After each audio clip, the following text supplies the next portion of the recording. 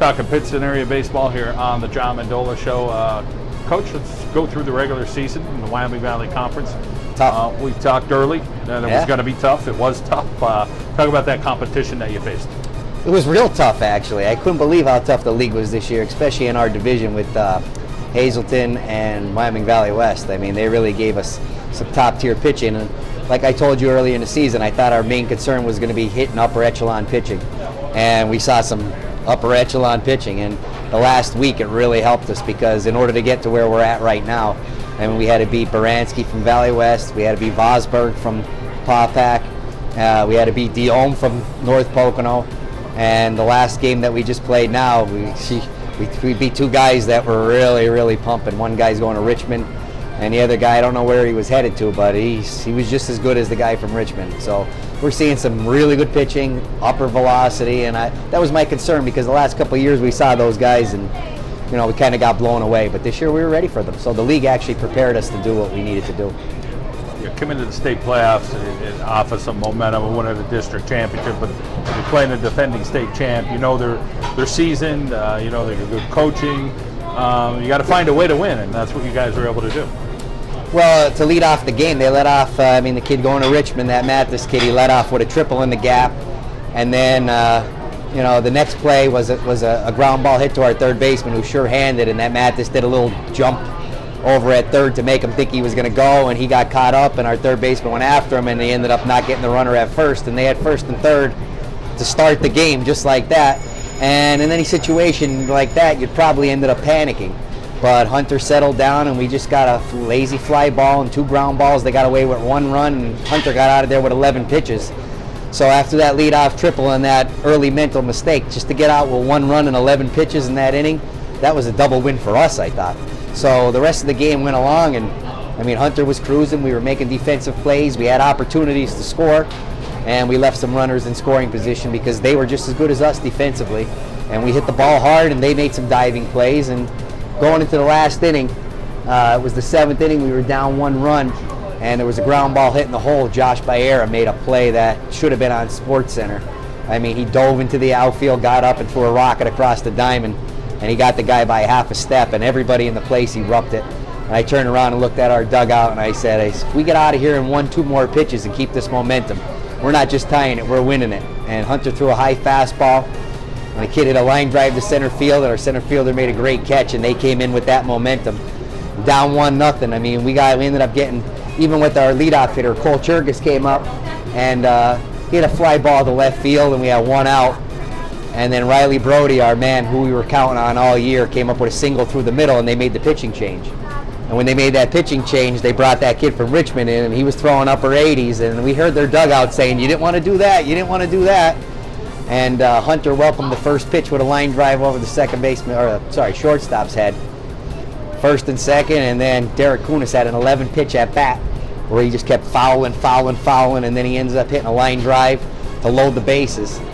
And then our number 9 hitter comes up in a clutch spot, which he's been doing all year. He saw 2 fastballs come at him with some velo on it, and the kid ended up throwing him a high fastball. He got on top of it and ended up hitting it in between a shortstop and the third baseman, and we just waved around, and luckily we had some good speed on the bases. Brandon Constantino, I said, we're just going to send him and see what happens, and the throw happened to be a little bit high, and we walked off with our first state win.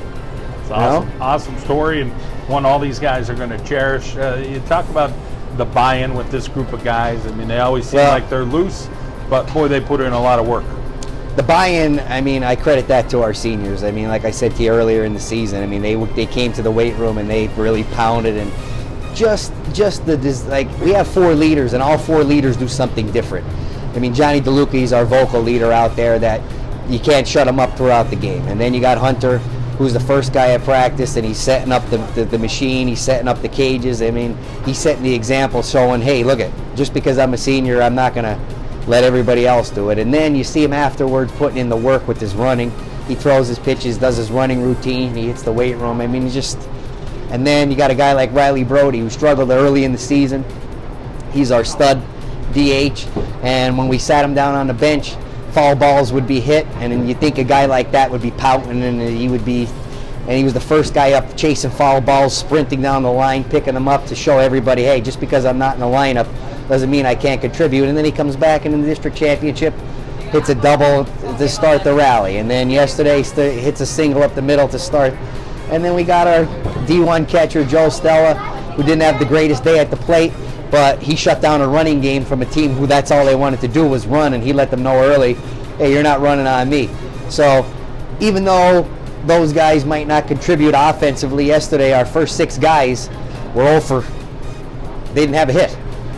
And then 7, 8, and 9, 6, 7, 8, 9, I'm sorry, those are the ones that came through. They were 6 for 12. So it doesn't have to be, the superstars of the team, even though, you think that those guys, you need them to win, which you do.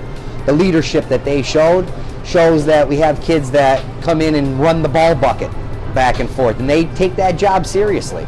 Guys that hand me the ball when I'm hitting infield, outfield, they're doing it precisely, just to keep the other guys, getting their reps and not delaying. It's something that you don't see too often.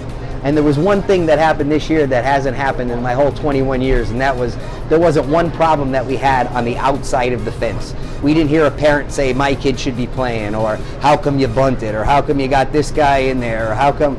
It was just, this is our team, and everybody's going to do what their job is, and they execute it to perfection, and I owe that all to the guys that we talked about. These guys compliment the booster club. Oh. You guys always have that great gear, and these guys say, listen, though, we work for it. We're parking lots. We're parking cars. We're doing this, so it feels a little better than that. I tell you what, the booster club, it was a game changer. First of all, when our booster club president, Mr. Ralston, who goes above and beyond for every single kid in this program, really he does. He kept asking me, what do we need, what do we need, what do we need? And my answer was turf. And he laughed at me the first 3 years. And then after the 4th year, he came to me and said, what do we need? And I said turf, and he goes, I think we can get it done for you. And when that turf came, it changed the ball game for us, because we were out there in January. We're playing when other teams aren't playing. Our guys aren't getting bad hops. We're able to do things that no other teams are able to do unless you have that turf field. And, these guys show up every day to practice, and it's a palace. I'm looking at my sneakers right now. They're pure white. I wear them every day. It's just so nice to be clean and so nice to have everything readily available for you that, without that, I don't know if we'd be where we're at. And then again, just take a look at them. They got everything from windbreakers to hats. But like you said, they worked for it. It wasn't just handed to them. They go out and work in 30-degree weather when it's raining, and they park the cars, and then they go and do odd jobs for people, and they donate their time. And it's an impressive group of kids. And I just hope that the next group of kids that comes up can feed off of what we have, because you don't find it too often. Coaching staff, we always talk about, there's not 1 or 2 or 2 or 3, there's a handful. So talk about the guys that just, the pride of Pittston is strong. Well, I'll tell you this, a lot of people watch me in the dugout these last 3 games, and they say, Coach, you don't do anything. And I said, well, we don't have to do anything, because our pitching coach has scouted every hitter and knows what we're going to throw. We talk about the game plan beforehand. We know where every hitter's tendencies are, and our outfield coach, Coach Jer, is moving our guys from left to right.